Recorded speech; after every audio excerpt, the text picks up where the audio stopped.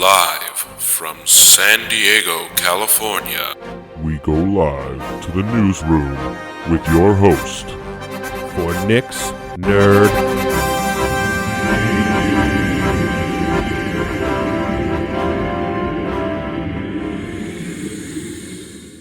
What's up, guys? It is August 24th. Lost my train of thought. I think we're on episode 224. It is me, your host, Nick.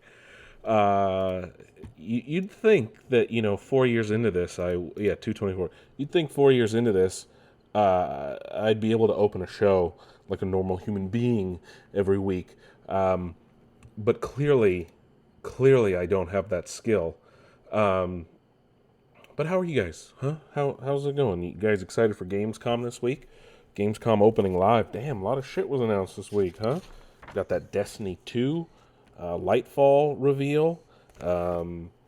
More Fallout over at Warner Brothers Discovery in their merger. We got Game of Thrones is back with House of the Dragon. She-Hulk is on TV.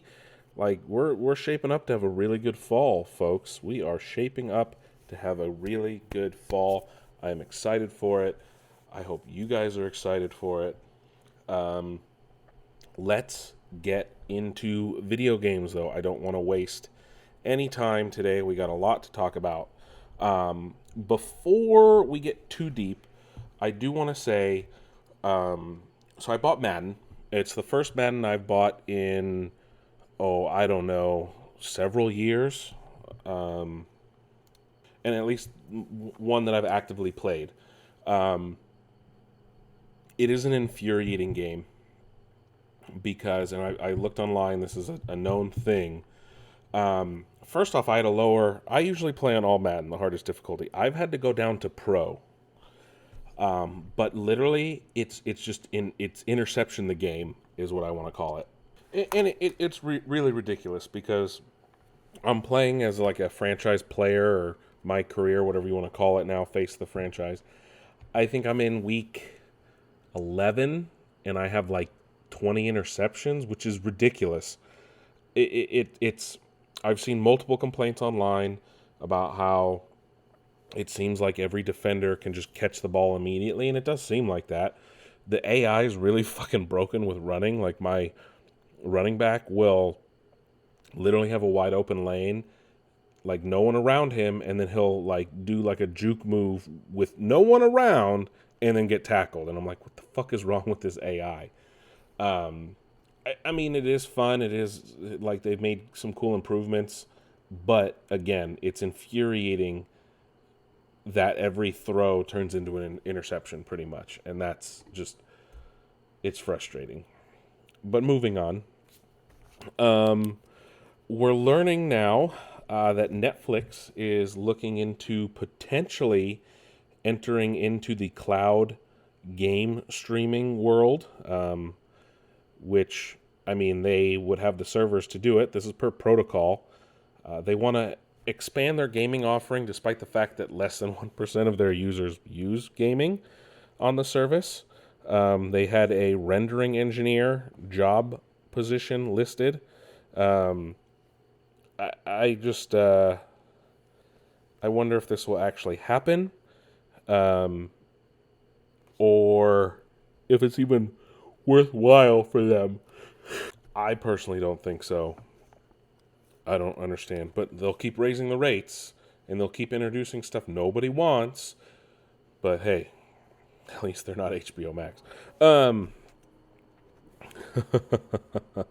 We finally got a full game list for the Sega Genesis Mini 2, which is technically a Japan-only product, but you can get it imported via Amazon. It will include at least 60 plus games. None of which were, the end of October, is when it's available. None of which were on the original one.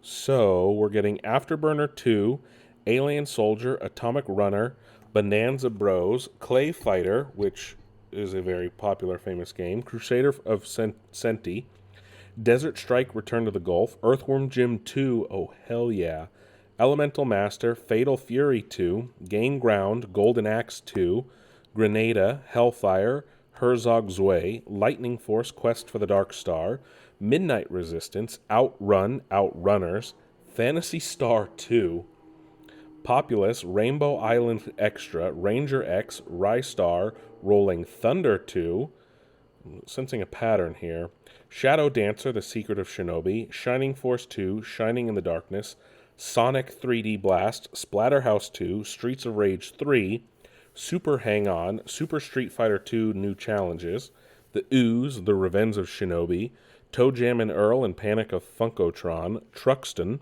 Vector Man 2, I didn't know they made a Vector Man 2, Viewpoint, Virtua Racing, Warsong, and now we're getting to the Sega CD games. We got Echo the Dolphin CD version, Echo the Tides of Time, Final Fight CD, Mansion of Hidden Souls, Night Striker, Night Trap, baby. That's right, Night Trap, the famous game. Robo Aleste, Sewer Shark, Shining Force CD, Sylphied, Sonic the Hedgehog CD, The Ninja Warriors, and then some bonus games. Devi and Pi, Fantasy Zone, Space Harrier 2, plus Space Harrier, Splatter, Star Mobile, Super Locomotive, and VS Puyo Puyo Sun. Remember, this is technically like a Sega CD, Sega Genesis CD version, almost as if they were to like do a, I'm trying to think, if they did like a PS1 mini slim version, is the best I can think of that, I guess. I don't know. We did get confirmation Death Stranding is headed to PC Game Pass, but PlayStation is not involved. Remember, they don't technically own that IP. High on Life has been unfortunately delayed to December, but that is just a few weeks, so that's okay. We're learning that Sony is making a Days Gone movie. Okay. Of all the IPs you have from PlayStation games, Days Gone is the one you're going with?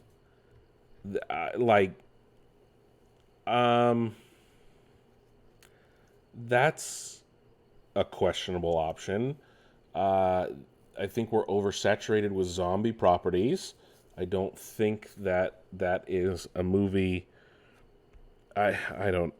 Jesus Christ! Like, of all things, you choose Days Gone. I think that's a misstep.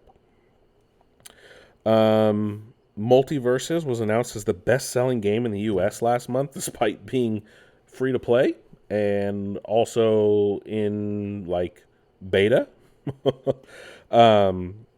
I guess it was for sales of the Founders Packs. That way you get character tickets, in-game currency, and other cosmetic items, which is an insane thought. Because it wasn't even the game that was purchased. It was the in-game currency. I mean, I guess it's a good Smash clone then. It's the first good one in a while. Let me see. So, we're getting Star Wars Jedi Survivor, a sequel to Jedi Fallen Order. We've now learned that a new book will bridge the gap between the two games. No word yet on how much time has passed. I think they said that. I don't remember, though. The book will be called Star Wars Jedi Battle Scars. It will be written by Sam Maggs. It is expected to release next March. I think everyone is expecting the game to launch early in 2023 for Survivor. Not entirely sure, though, when they said that will come out. I think... okay, so it's 5 years after Jedi Fallen Order, so 10 years after Revenge of the Sith, which puts it right in line with when Obi-Wan took place, when Solo took place, and several other recent shows and properties. We also got a trailer for our first look at The Last of Us, which is coming to HBO sometime next year. I had no idea Nick Offerman was in the show. And then get this, Sony and PlayStation technically is being sued for £5 billion, and it's over PlayStation Store prices. So 5.9 billion US dollars. And it has to do, this is via Sky News. Consumer rights advocate Alex Neil, who is the ex-managing director of the nonprofit consumer advice organization Which UK, and it says he says, quote, "The game is up for Sony PlayStation," unquote. And it's essentially saying that consumers have been overcharged for digital purchases of games and DLC since Sony is charging a 30% commission. The official lawsuit says, quote, "With this legal action, I am standing up for the millions of UK people who have been unwittingly overcharged. We believe Sony has abused its position and ripped off its customers. Gaming is now the biggest entertainment industry in the UK, ahead of TV, video, and music, and many vulnerable people rely on gaming for community and connection. The actions of Sony is costing millions of people who can't afford it, particularly when we're in the midst of a cost of living crisis and the consumer purse is being squeezed like never before," unquote. Essentially, it's against Sony for the PlayStation Store. He said, quote, "Sony dominates the digital distribution of PlayStation games and in-game content. It has deployed an anti-competitive strategy which has resulted in excessive prices to customers that are out of all proportion to the cost of Sony providing its services," unquote. They estimate that it's around anywhere from £67 to £562 per person over a 6-year range, excluding interest, and this is where they got that $5 billion number. It'll be interesting to see how that case plays out and what ultimately happens with it. I don't know if they'll win. I don't know how that would even pay out. I don't know. I mean, yes, Sony does some things that aren't very pro-consumer. Microsoft's done it too. However, I do agree that sometimes they charge a little too much on the digital storefronts. I don't think a digital version of a game should be the same cost as a retail version because it doesn't cost as much to produce. Like, there's no overhead in terms of a digital version, because they don't need to produce a physical game disc or like a hard copy. Yes, I know there's server costs and things like that, so I'm not saying it needs to be full price, but I'm not saying it needs to be like free or half price either, but maybe discounted to buy the digital instead of the full price physical version. That's just me. We'll see what happens. We'll watch this case. A new PGA Tour 2K23, or a new 2K version of PGA Tour has been announced. This is, of course, 2K's golf game. Tiger Woods is going to be on the cover, and it's going to be the first time in almost 10 years since he was on the cover of a golf game. So I have never played 2K's golf games. I don't know how they were compared to PGA Tour or whatever they were called when EA made golf games. I can't even remember. But interesting. Tiger's back on the cover. The Game Awards will return in December with a new category. It is going to be Best Adaptation or something like that. Essentially, it's going to give awards to, give an award to whoever is the best adaptation of a video game in another media. I think that means book. I think they included books, but mostly television, movies, things like this. So like Halo, even though it's not great of a TV show, that would count.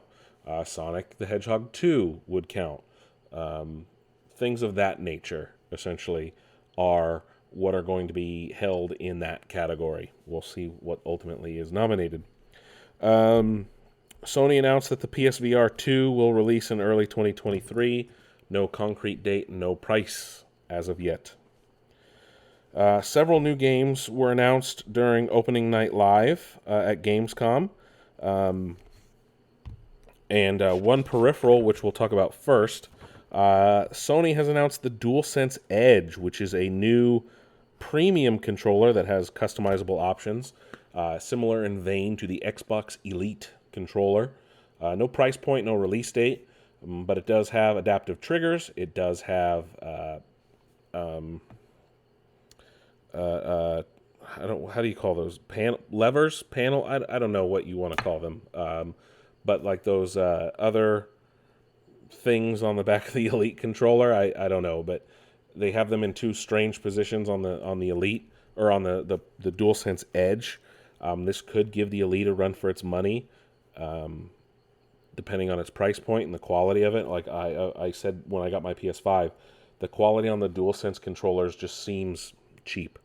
It will have a braided USB-C cable, so good on them for doing that, because Sony likes to cheap out with the cables they give you for your controller.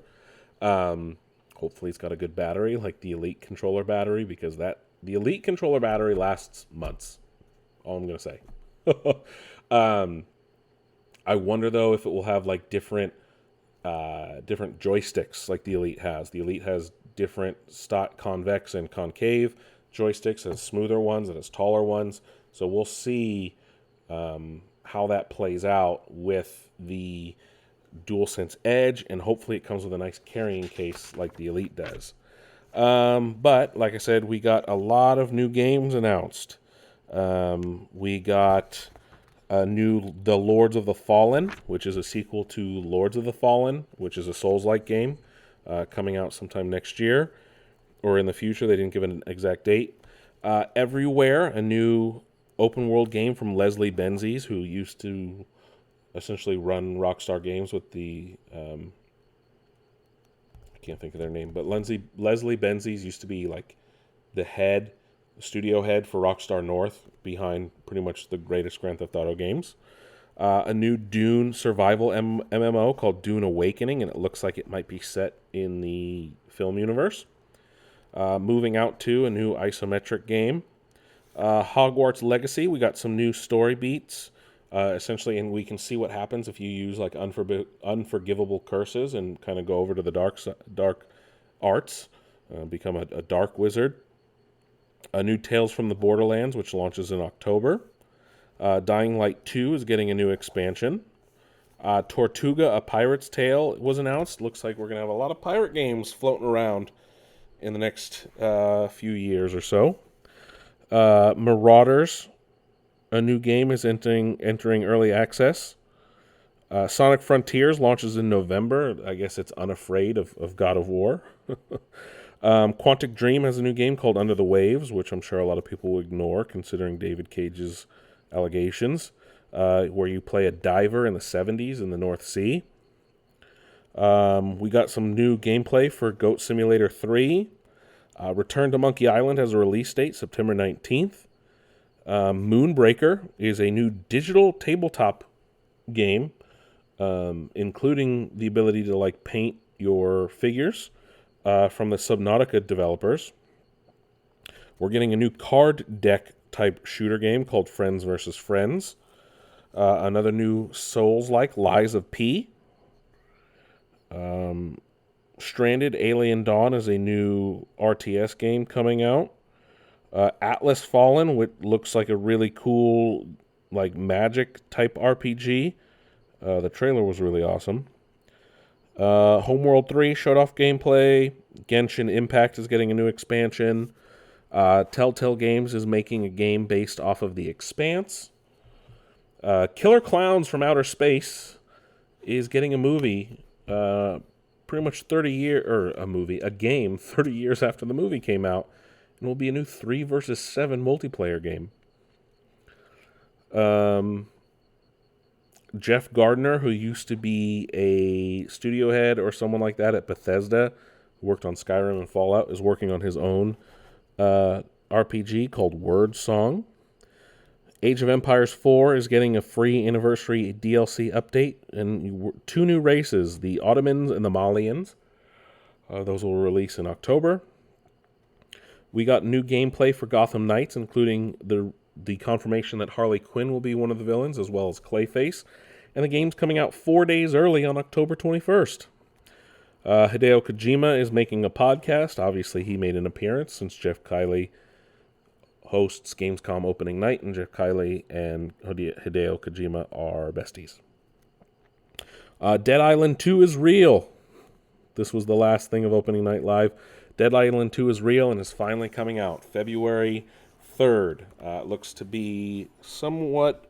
looks like the story hasn't changed at all, despite being under development for almost a decade, and I think changed development hands like 4 times. But it looks like it's still going to be set in the greater Los Angeles area. That was it for opening night live. Bungie held a Destiny 2 showcase on Tuesday as well, and we learned all about the new expansion Lightfall coming next year. It includes a new map and an alternate universe. You'll get a new subclass, and new guardians, and new story, new raid, all that. And they say it's the beginning of the end, so it looks like we're finally getting a payoff from those like pyramid ships we saw at the end of the first game. And then we're also getting a crossover with Fortnite and Fall Guys. So in Fortnite, you'll be able to get Guardian skins, and including Commander Zavala and the Stranger. And then in Destiny 2, you'll be able to get Fortnite skins for your Guardians. And then in Fall Guys, you can get Guardian outfits for your Fall Guys characters. And a new season in multiplayer has dropped today, and the Taken King raid is back for all players. And then we also learned that High on Life, the Justin Roiland game, which was recently delayed to December, will have... what is this? 4 full-length movies and several Justin Roiland animated shorts, since Squanch Games is from Justin Roiland. That's crazy. A TV in the game contains over 20 animated shorts from Justin Roiland and friends, as well as 4 fully licensed feature films. Some commercial parodies, some with Roiland, so almost like Intergalactic Television from Rick and Morty. There's a TV in the living room. That's so fun. Hey, look, they mentioned interdimensional cable. A lot of them... Oh, wait. Oh, wow. So 4 feature-length movies that they licensed. One of the creators on the game, Maddie Studevan, who is... let me see... He said, quote, "On top of that, we've also licensed 4 feature-length movies that you can watch in the game. Justin is a big fan of Red Letter Media and Mystery Science Theater 3000. He's just a huge fan of that stuff, and he watches a lot of those movies. So he's like, why couldn't we do something similar in the game? Nobody's done it, so we're like, let's figure out how to license some movies," unquote. They've been labeled as Z-grade movies, so that means like below B tier. One of them is a 1994 movie called Tammy and the T-Rex, starring Denise Richards and Paul Walker. That's ridiculous. Never even heard of that movie. But I'm all for it. That's it for video games. If more Gamescom news comes out this week, we will, of course, talk about it on next week's show. Let's move on to TV here.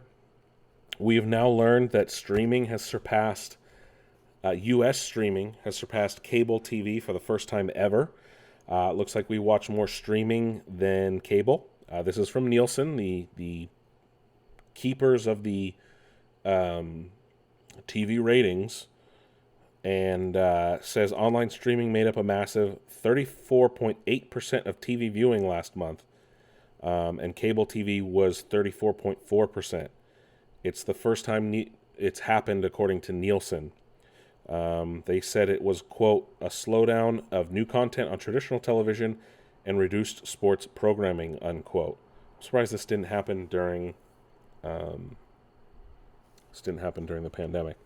But it's interesting. We'll see if that continues. We'll see if that continues to rise as time goes on. how about this? This is crazy stories coming out of HBO or Warner Discovery. HBO Max has essentially begun the culling. They have removed 36 titles from streaming, allegedly to not have to pay creators residuals, which is pretty fucking sad. A lot of Cartoon Network stuff has also been removed when creators are a little upset because Cartoon Network sold it off as well, so it's unable to be watched anywhere else, and it's being thrown in a vault, which is really fucking shitty.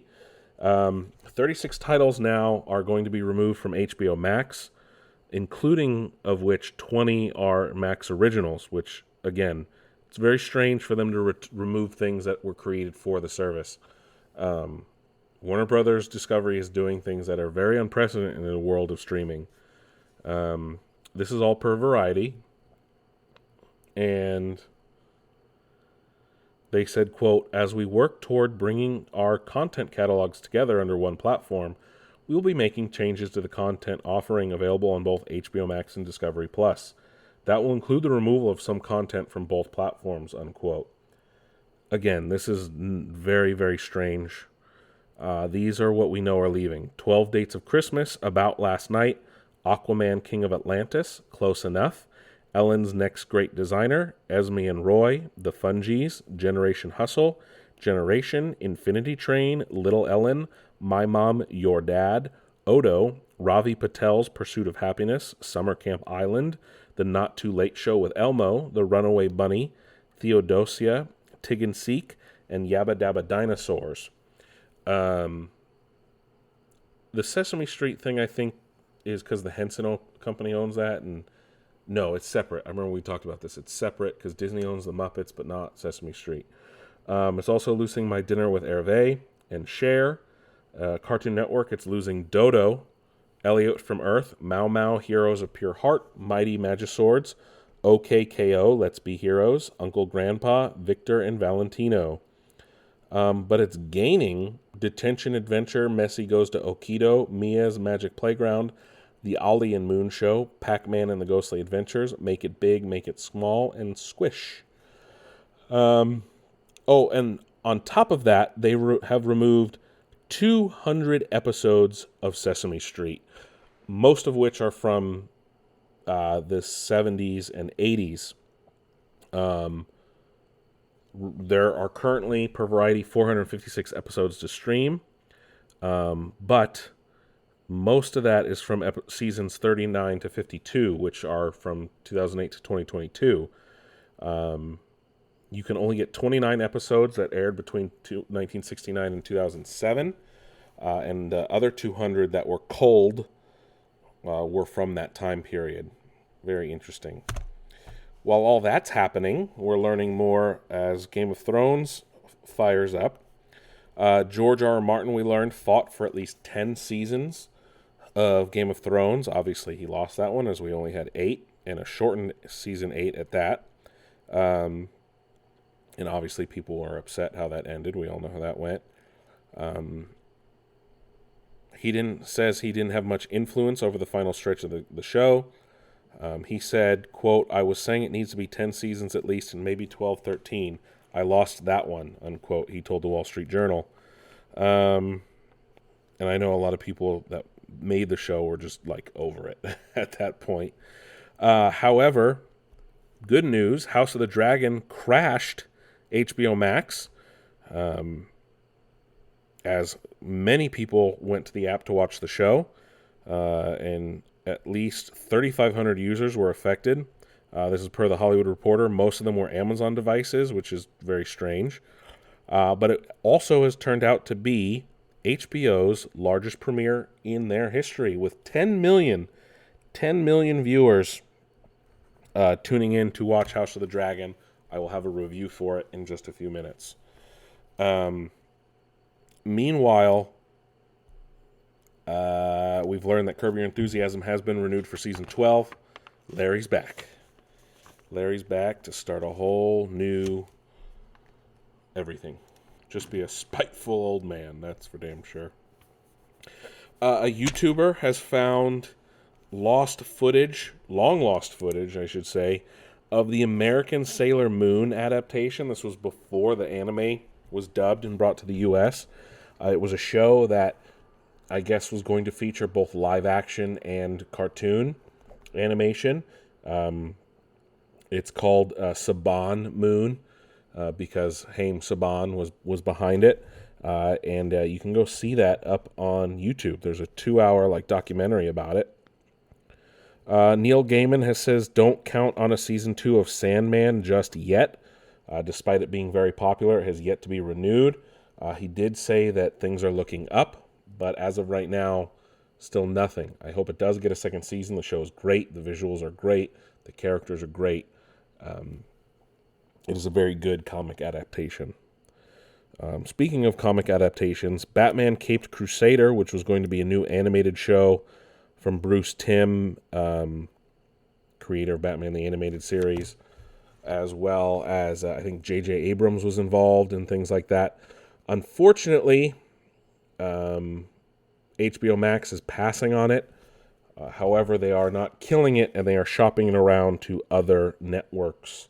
Doesn't make sense. All your stuff should be on your streaming service. David Zaslav is making the dumbest fucking decisions I've ever heard of when it comes to a streaming service, especially one that's for Warner Brothers, when you have a century's worth of material to have on this thing.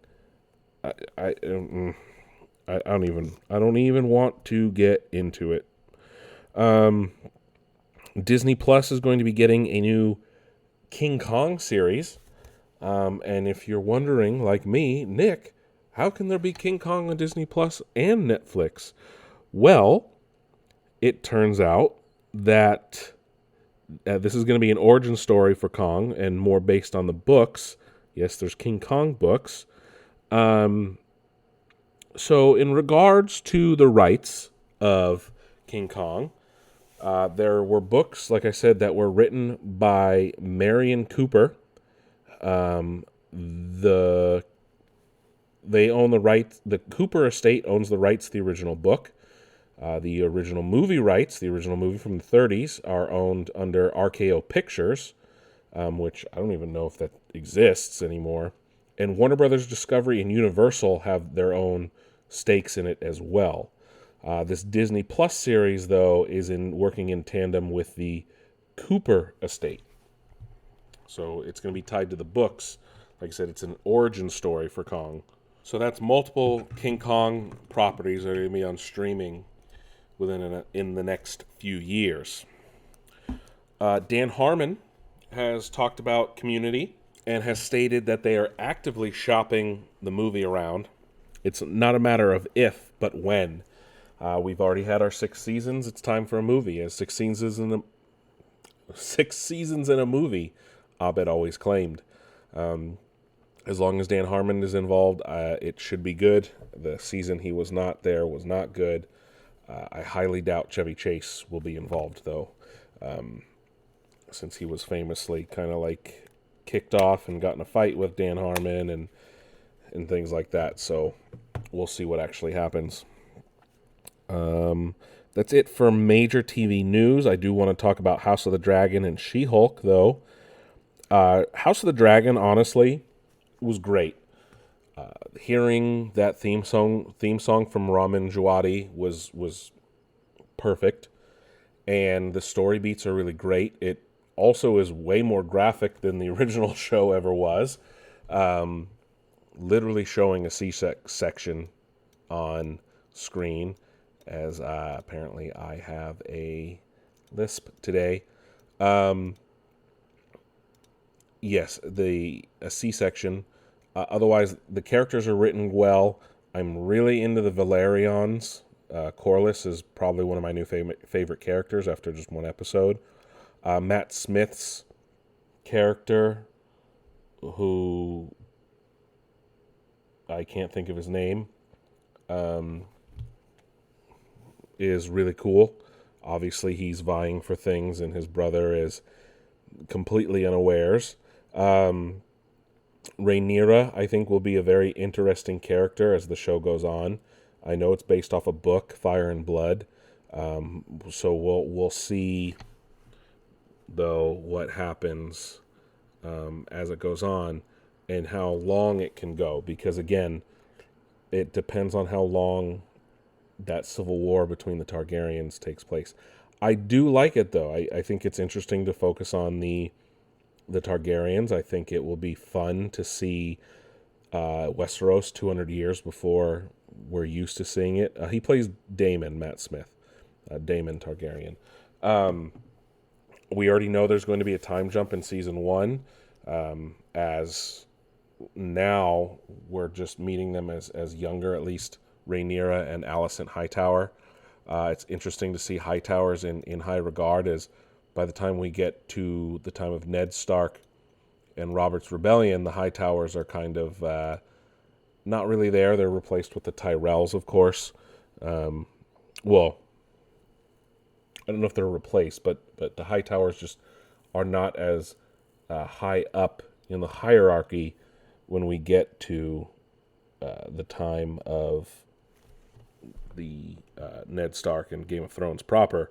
It will also be interesting to see, what happens on this Jon Snow show that they're doing. But the crazy thing about House of the Dragon is obviously dragons. We're getting dragons episode 1 right off the bat. Multiple dragons, all compared to Game of Thrones when we had to wait like several seasons before A, they were small, and B, before they even got big enough to like do some damage. Also, it was interesting to see some other things going on and how different characters interact with each other, and how the politics of this time of Westeros are very, very different. Considering dragons, are still flying around, Targaryens are still in power. But there's a lot of foreshadowing as to what will happen in the future. Also, we learn that the Targaryens have known about the coming of the White Walkers. Some minor spoilers here, since they first came to Westeros. But we'll see how things play out as the show goes on. But I'm really digging it, and a lot of people are digging it. It's getting good reviews. It's been able to bring people back in. And then She-Hulk, better than I ever anticipated. The first episode pulls no punches and gets right to it, with her getting her powers from Bruce, her learning from Bruce, them spending time together, and we learn things about Bruce. We learn things about Jennifer. We see her in She-Hulk form for a good portion. They've cleaned up the CGI that everybody bitched and moaned about online after the trailer dropped, because obviously it was a trailer and we knew it wasn't going to be like that forever. I can't wait. It looks like they're jumping right into stuff. They're not wasting any time when it comes to this show, which is good, because some other MCU shows have kind of been slow to get off, slow to get their character like as a hero. This one, though, obviously you can't be a She-Hulk show and then not have her be She-Hulk, right? You need to get right into that right away. But it's funny. It is a true sitcom when you sit down and think about it and watch it. And I cannot wait to see all the other cameos that are happening. Big cameos have been teased. Obviously, that happened with WandaVision. We don't want to see that failure happen again. But I think Marvel knows a little better and what they're allowed to say and what they're allowed to not say.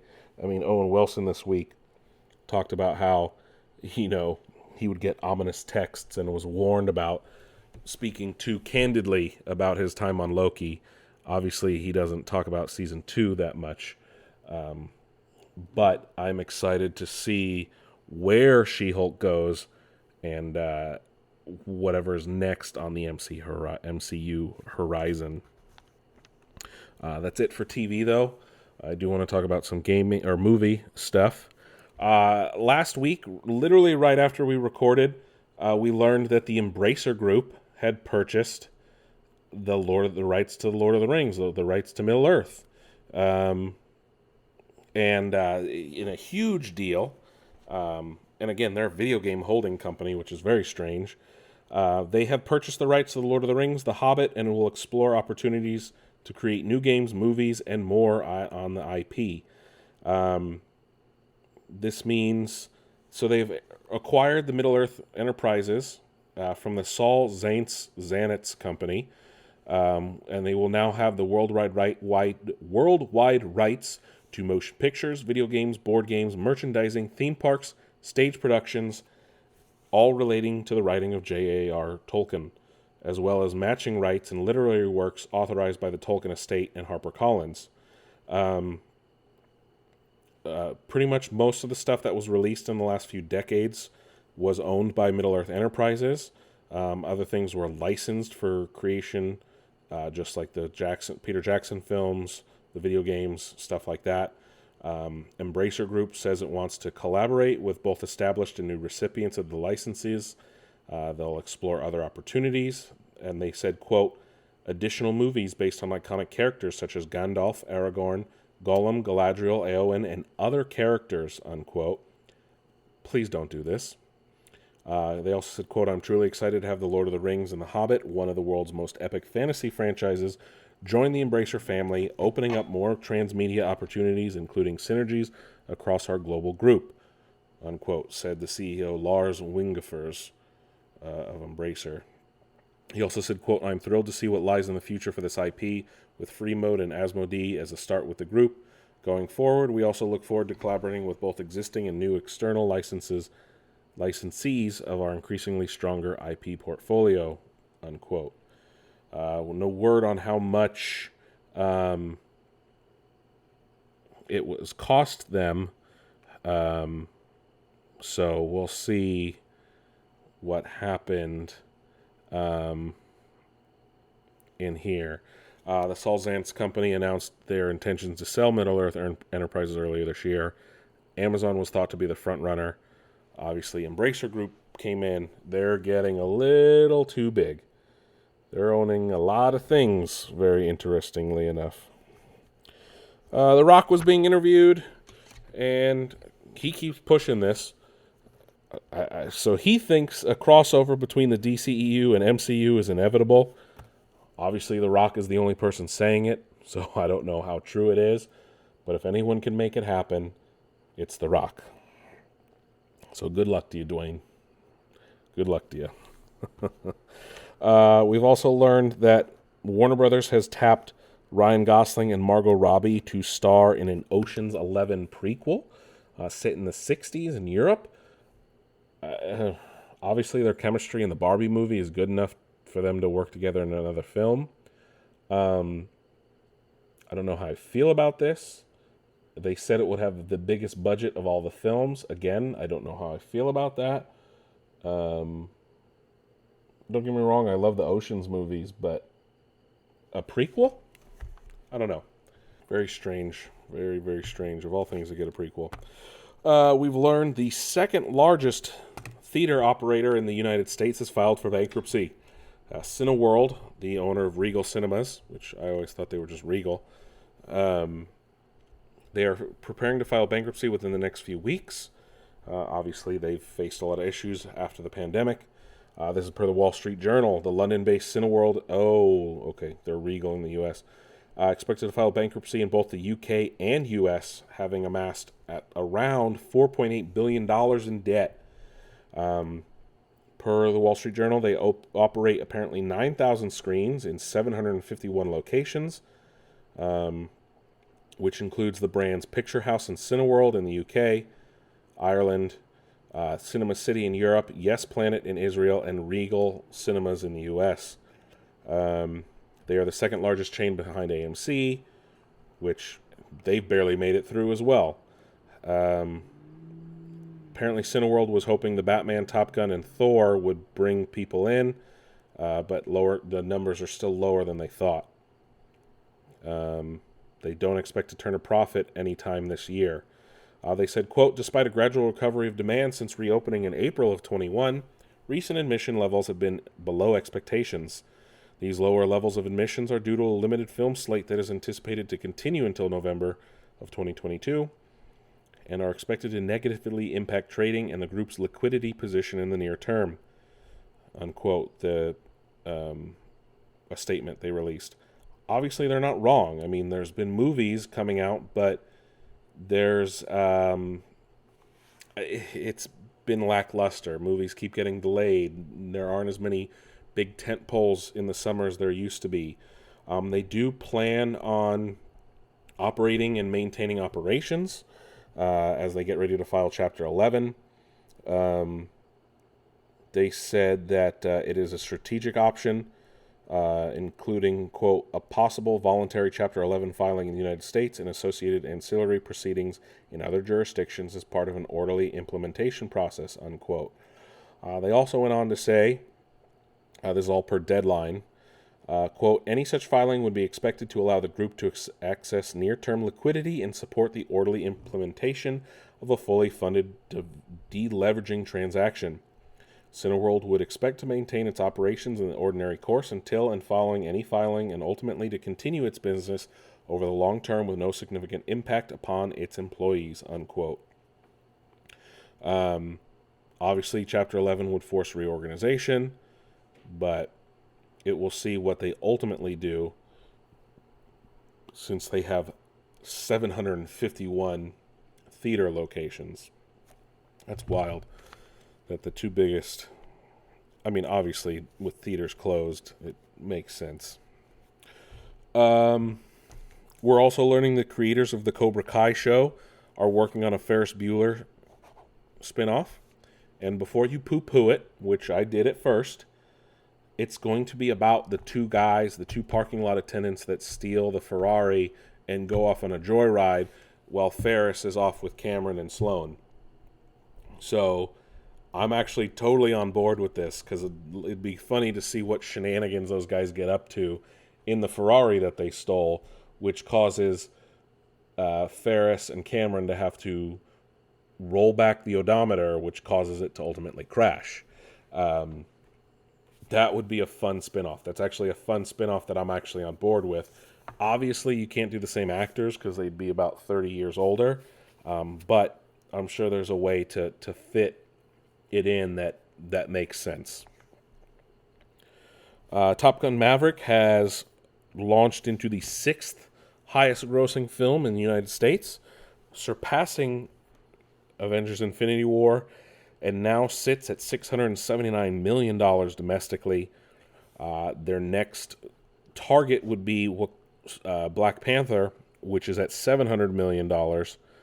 So Top Gun Maverick, which is now coming out on home release, would have to make about another $20 million, which I don't know if that's going to happen.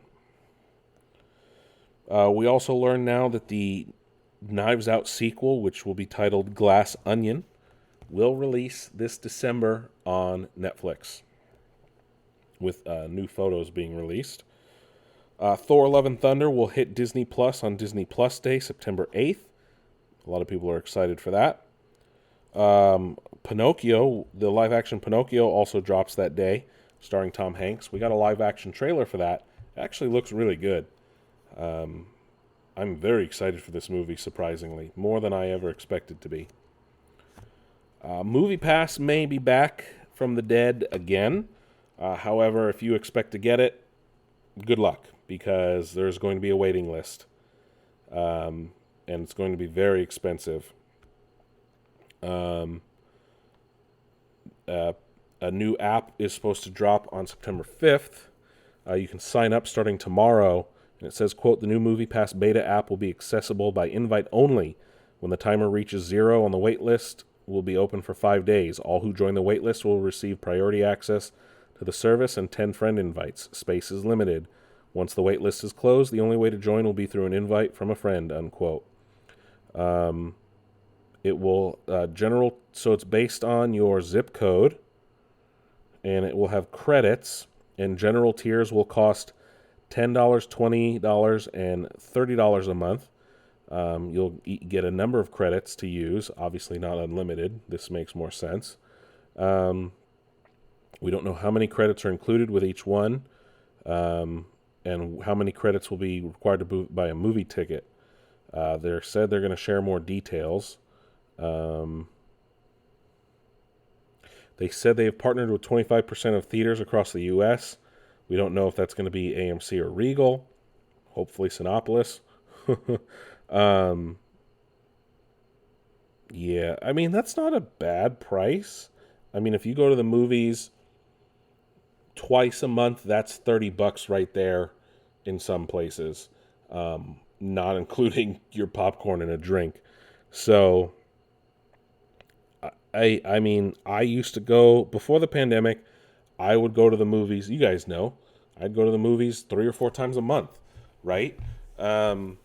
So we'll see.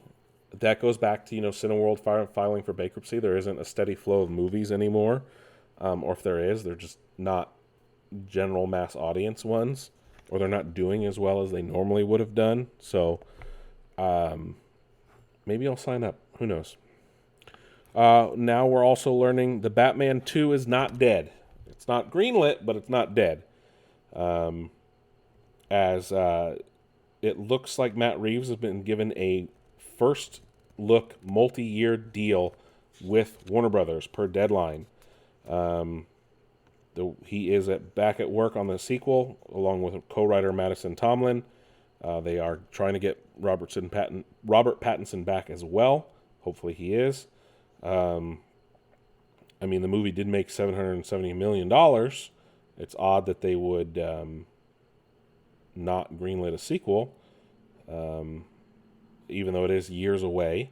Matt Reeves, though, again, I don't understand why Joker's getting a sequel. Matt Reeves, I think, has envisioned his story as a trilogy, though, and I would love to see them bring in the Court of Owls.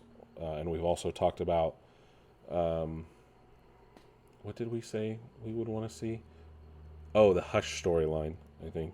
I've talked about that, and other people have talked about that. So, we'll see. We've also learned that there will be a secret funeral screening of Batgirl on the WB lot, considering it will never see the light of day. It will be shown for cast and crew as a quote-unquote funeral screening. Hollywood Reporter learned of this. And multiple screenings will be held in secret for people who've worked on the movie. I'm sure people are going to try and film it and release it online. And it's not finished, remember that. But no word yet on when it's happening or when it will release. But it is happening. So some people get to watch some of it. We've also learned from directors Adil El Arbi and Bilal Falah. They were speaking with Script, and they were talking about the day they lost the movie. They said, quote, "The guys from Warner's told us it was not a talent problem from our part or the actress or even the quality of the movie. They told us it was a strategic change.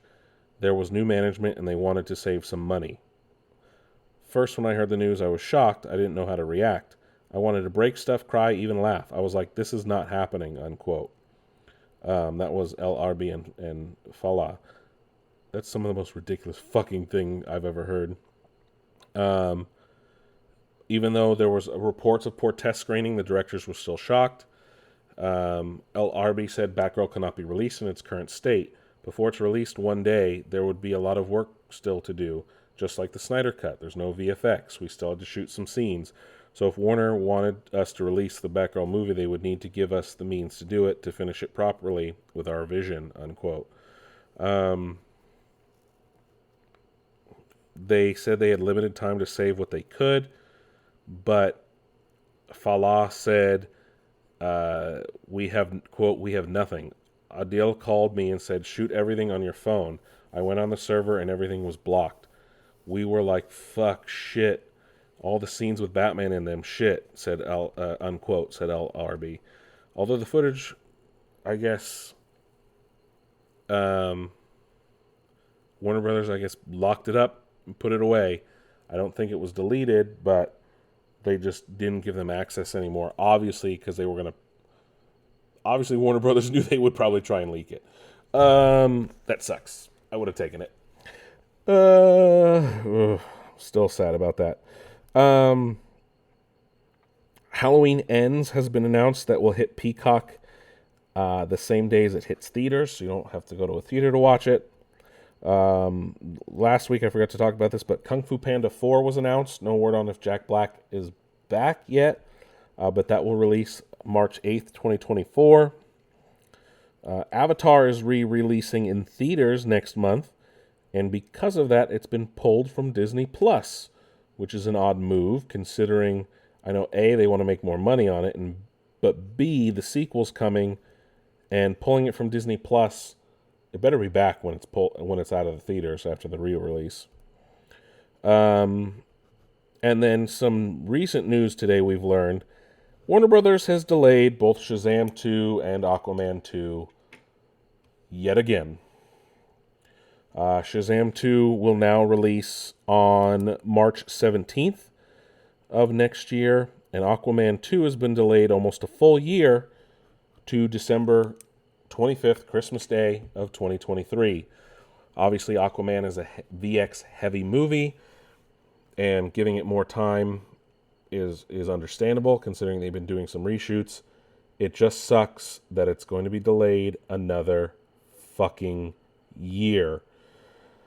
Oh, God. At least we think The Flash is coming. I don't know.